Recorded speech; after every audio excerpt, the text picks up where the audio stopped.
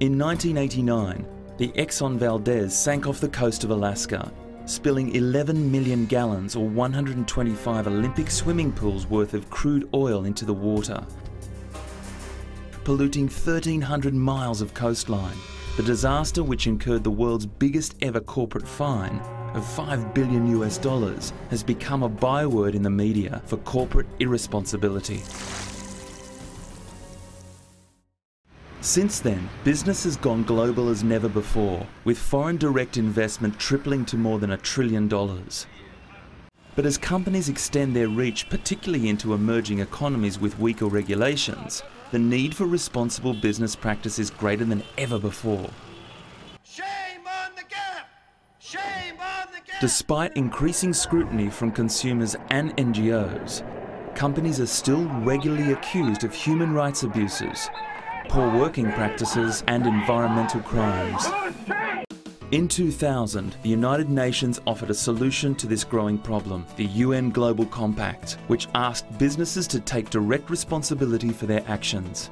Participating companies follow the Global Compact's 10 principles, which broadly safeguard human rights, labour standards, the environment and fight corruption in what could be described as a United Nations of companies.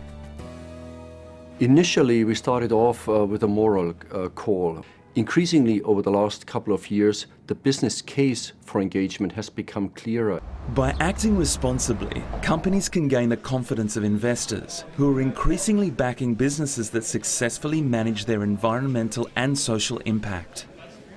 It's said that reputation and intangible assets determine up to 70% of the company's market value.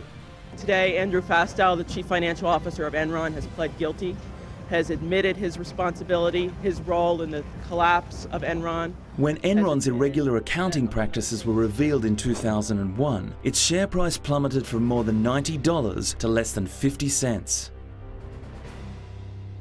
Enron's tattered reputation eventually bankrupted the company.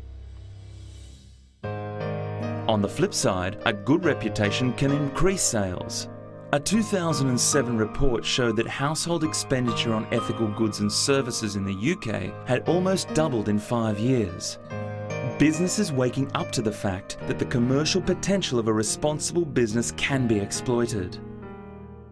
Business leaders recognize that being proactive on these issues has a premium. It allows them to attract skilled people.